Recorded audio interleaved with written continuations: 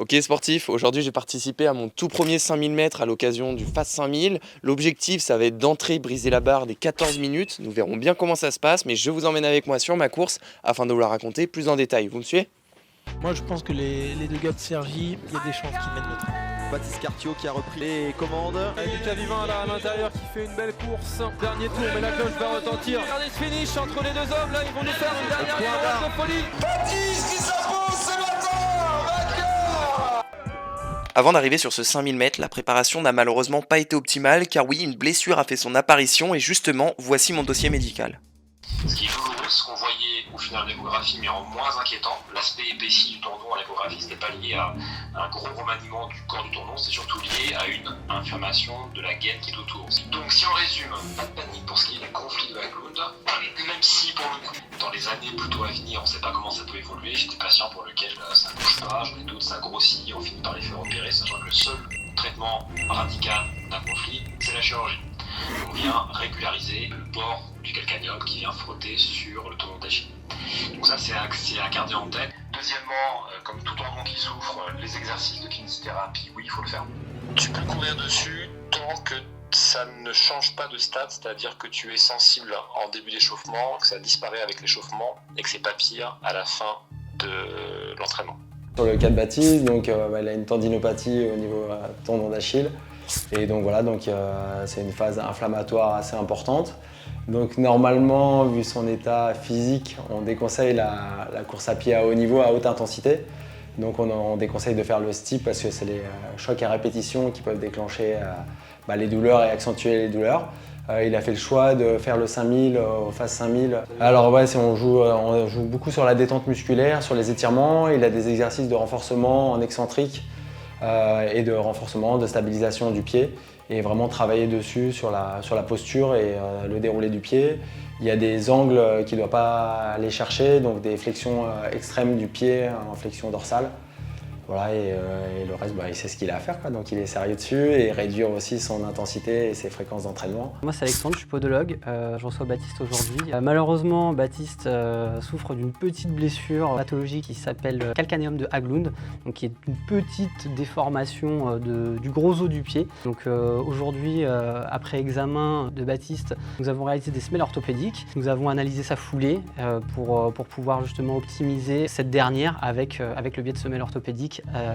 Dans le but de limiter en fait le conflit qu'il pouvait y avoir au niveau du contrefort et optimiser par ailleurs ce qui peut se passer également biomécaniquement sur les éléments sous-jacents, le genou, le bassin. La semelle, c'est une compensation, ce n'est pas une correction. Elle ne va pas raboter ton talon évidemment, mais elle va compenser en fait ta façon de te tenir.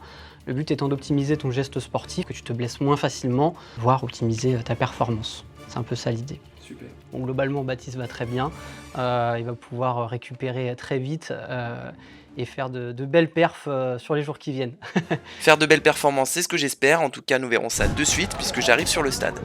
Bonjour à tous, bienvenue sur les antennes d'Athlé TV depuis le Parc des Sports de Maisons-Laffitte pour suivre ensemble jusqu'à 22h30 la 4e édition du Fast 5000. Comme vous l'avez vu, j'aborde ce 5000 mètres pas vraiment avec une forme optimale car m'entraîner en fin de compte qu'à moitié, passant de 14 entraînements de course à pied à 3 seulement par semaine, ce qui n'est vraiment pas évident, d'autant plus que la douleur, elle, est toujours présente. C'est une petite gêne qui me suit et ce qui est horrible, c'est que je ne sais même pas si elle va passer un jour, donc ça a été une longue réflexion de savoir si je continue ou pas la saison, mais finalement, allez, je poursuis cette saison et puis pour la suite, nous verrons bien, même si j'espère que ça va passer car dans le cas contraire, je suis contraint de faire une opération qui certes est rapide à effectuer en elle-même, mais après, en comptant la rééducation et la remise à niveau, eh bien nous arrivons à 1 an sans course à pied et c'est pour ça que je suis un petit peu réticent à l'idée de me faire opérer. Bon, donc Baptiste va faire, je pense que c'est son premier 5000 mètres. J'espère qu'il va se qualifier pour les championnats de France à Albi. Et comme ça, il pourra choisir soit le steep, soit le 5000. Et si il fait une très bonne perf sur 5000, je pense qu'après, on pourra envisager le 10 000, le semi-marathon. Oui, bon, chaque chose en son temps, et pour la qualification au championnat de France, oui, c'est l'objectif, car Philippe dit que je pourrais choisir entre le steeple et le 5000, mais en réalité, ce n'est pas tellement moi qui vais choisir, ce sera plutôt mon corps. En effet, le steeple est très traumatisant pour le tendon d'Achille, qui est déjà fragilisé, puisqu'il vient fortement frotter sur le calcanéum, notamment lors de l'appui sur la barrière comme ici. avec un angle de flexion énorme. C'est pour cette raison que je m'aligne aujourd'hui sur un 5000 mètres et pour parvenir à se qualifier au championnat de France, il faut que je réalise les minima, à savoir 14 minutes 20. 14 minutes 20, normalement je suis censé les faire sans trop de problèmes, mais après nous ne savons pas, avec la préparation principalement basée sur du vélo et sur de l'aqua jogging, nous ne sommes pas à l'abri de surprises. Quoi qu'il en soit, je me suis inscrit sur cette compétition avec en tête de faire 14 minutes et donc je vais être dans une série très homogène dont les meilleurs partiront sur 13 minutes 40. Je risque donc d'être un petit peu à l'arrière du pack, mais peu importe, aujourd'hui c'est le chrono qui compte et non la place.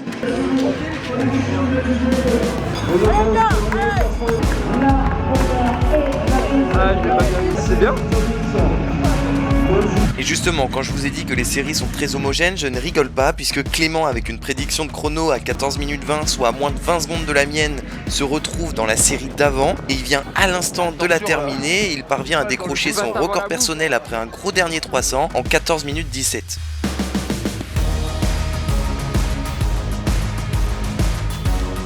Voilà, Clément est satisfait de sa course, maintenant c'est à moi de rentrer en piste en espérant moi aussi réussir mon pronostic et justement, nous nous préparons, nous sommes là en chambre d'appel, l'heure en fin de compte des derniers préparatifs en enfilant la tenue de course et les pointes.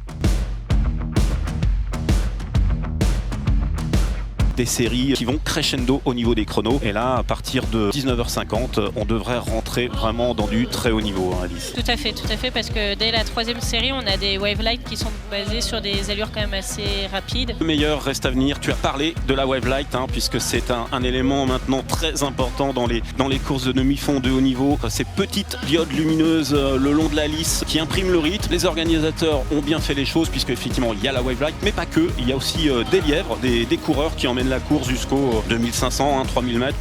Bon allez, sur la ligne de départ, on va partir là sur ce 5000 mètres. Un 5000 mètres qui va partir sur des bases de 13,40, donc va falloir être astucieux. Moi aujourd'hui je vais faire moins de 14, pas 13,40, et si je pars sur 13,40 pour faire moins de 14, je vais pas réussir. Tandis que si je passe sur moins de 14 pour essayer de faire un peu mieux, peut-être. Donc voilà, moins de 14, il y aura une wavelight sur 13,40, une sur 13,50, et moi je serai sur la dernière, moins de 14, on verra ce que ça donne. En tout cas, il y a du monde, globalement les gens sont plutôt bons devant, donc on verra bien ce que ça va donner. Mais en tout cas, on va faire avec les armes du jour. Faire avec les armes du jour, c'est vraiment avec cette philosophie que j'aborde cette course, d'autant plus qu'elle nous propose des conditions de réalisation de chrono optimales. Maintenant c'est à moi de saisir cette chance, et ce, peu importe ma préparation.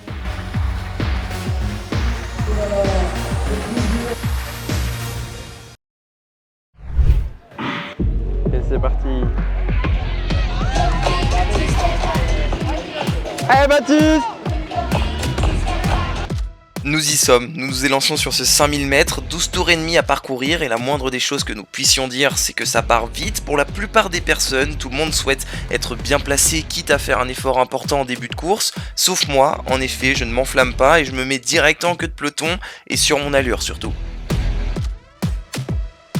Et tu l'as précisé avec 3 lumières pour chaque course, une verte, une rouge et une blanche. Nous y reviendrons, donc avec une allure différente à chaque fois. Les coureurs sont dans un confort optimal pour réaliser leur chrono, leur meilleur chrono de la saison, voire battre leur record personnel. Voilà, les petites lumières vertes donc réglées sur une allure de 13,40. Les rouges, ce sont 13,50 et les blanches 14 minutes. Voilà, donc pour une série C, ça va déjà très vite.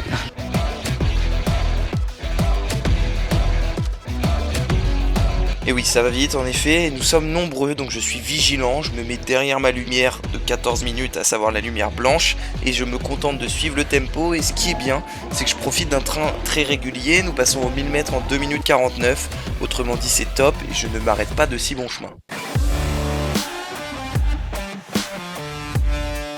Voilà, un peloton d'environ 25 garçons, 25-26 garçons, hein. Il y a eu quelques désistements avec une très belle densité. Les organisateurs ont constitué des séries de niveau. Il y a quand même un bon paquet au milieu du peloton. Les garçons vont devoir un peu jouer des coudes pour pas non plus trop faire l'extérieur, pour pas faire trop de distance en plus, surtout sur des longues distances comme ça, c'est important. Et oui, c'est important et c'est tout à fait pour ça que je me suis calé en antépénultième position. C'était pour éviter de faire l'extérieur, mais maintenant ça y est, la question de faire l'extérieur ou non, ce n'est plus d'actualité car les groupes se sont formés. Le peloton est désormais bel et bien étiré, tout le monde est à la corde et j'ai la chance d'être toujours parfaitement emmené par quelqu'un sur les bases de moins de 14 minutes. On voit que le lièvre emmène parfaitement sur l'allure de la première wavelight.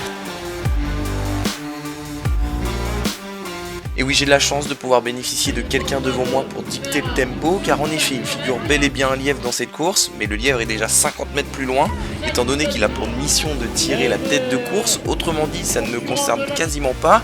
Et voilà, justement, il vient de mettre le clignotant, il a terminé son taf, désormais les athlètes sont livrés à eux-mêmes.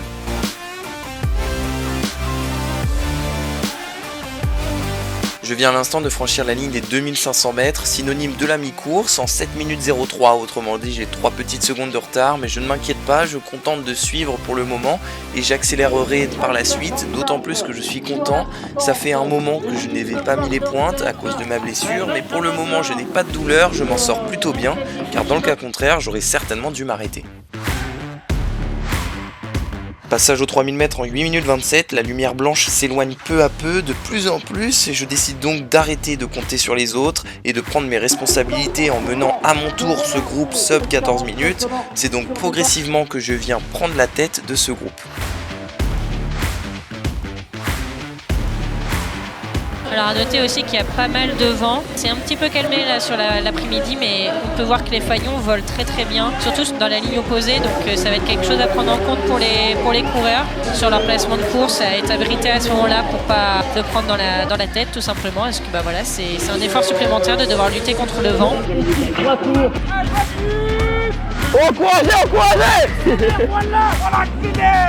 On est dans le dernier kilomètre, ça y est. Voilà, ça commence à se relancer, enfin bien relancer. Et oui, grâce aux encouragements, je tente de relancer, ce n'est vraiment pas évident car j'ai un peu perdu la lumière entre temps, je me suis en effet un petit peu endormi, mais si je souhaite faire moins de 14 minutes aux 5000 mètres, eh bien il va falloir faire un dernier 800 mètres en 2 minutes 09 contre 2 minutes 14 en temps normal. J'ai donc accumulé un retard de 5 secondes, mais rien n'est encore fini, je tente de serrer les dents et de relancer dans ce dernier tour de piste. Le match Chili-Argentine, arbitré par le Britannique. C'est là où ça fait mal, mais c'est là où il faut relancer, car c'est les précieuses secondes qui se gagnent ici. Là, il faut vraiment aller chercher, c'est moins de 14 minutes, mais on voit, je trébuche un peu. Je suis tellement plus très lucide que même la lisière, même j'arrivais plus à vraiment bien prendre mon virage. Mais finalement, dernier 100 mètres, je me rends compte que j'ai encore des forces, donc j'accélère à fond les ballons.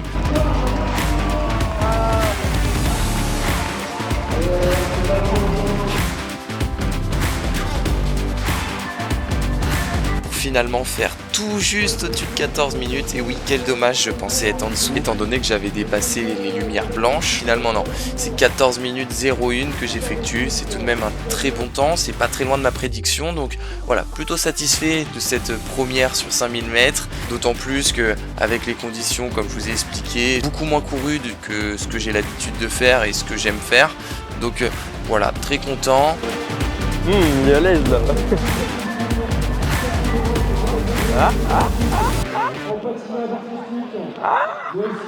14-0-1. Ah, j'ai terminé fort pourtant. Ouais. Mais ouais, c'est dur. Bon voilà, globalement, je pense que c'est plus mon effort que le 15. Ouais, dernier 1000, ça a commencé à taffer. Et ouais, nul doute. Et je pense que je relance un peu trop tard. Je relance dernier 100. Voilà, j'ai envie de vomir.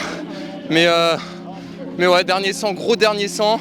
14-01, franchement c'est plutôt encourageant. Je l'ai fait régulier, on peut voir que je ramassais les morts vraiment. Et ouais, gros dernier 100. Je pense que c'est mentalement que j'ai pas accéléré avant, parce que là il m'en restait trop, c'est pas normal. Faut accélérer plus tôt je pense pour la prochaine. Bon Philippe, 14-01 à la fin. Globalement j'ai essayé, comme tu as vu, de faire une course en remontant. Je suis parti loin derrière et puis finalement on dirait que j'accélère par rapport aux autres, mais je reste sur la même allure. Qu'est-ce que t'en as pensé globalement? J'en ai pensé que ta moyenne à chaque tour elle est entre une 6-8 et une 8 systématiquement, hyper régulier tout le temps. Il n'y a pas de chute de forme, il n'y a pas de chute à chaque tour. Tu partirais un peu plus devant, tu aurais fait peut-être moins de 14. Ouais. Bon bah on pourra pas savoir, mais en fait là globalement j'étais pas trop gêné par les gens devant puisqu'il n'y avait pas d'obstacle cette fois-ci. Ouais.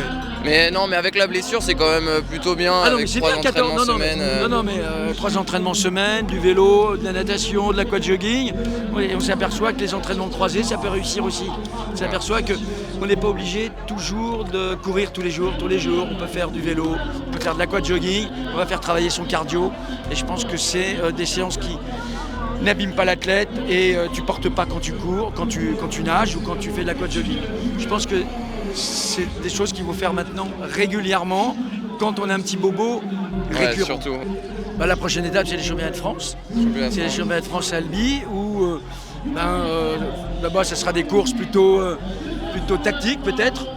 Tactiques. Donc on va chercher la médaille. Ouais, bah on verra, après ça dépendra aussi de la blessure, mais ouais, c'est sûr que le podium je pense que c'est jouable sur 5000 et pas sur ce type parce que j'ai peur que je termine pas la course autrement, donc on verra ce que ça donne. Donc le 5000. Donc à dans 2 semaines alors. À dans 2 semaines. Allez, bisous. Maintenant, je suis sûr d'aller au championnat de France étant donné que j'ai chopé la qualification pour le 5000 mètres, la qualification directe étant donné que j'ai fait moins de 14 minutes 20 sur 5000. Donc voilà, c'est comme ça que je termine ce 5000 mètres. Maintenant, rendez-vous au championnat de France dans 2 semaines. Et sur ce, je vous dis à bientôt. Salut!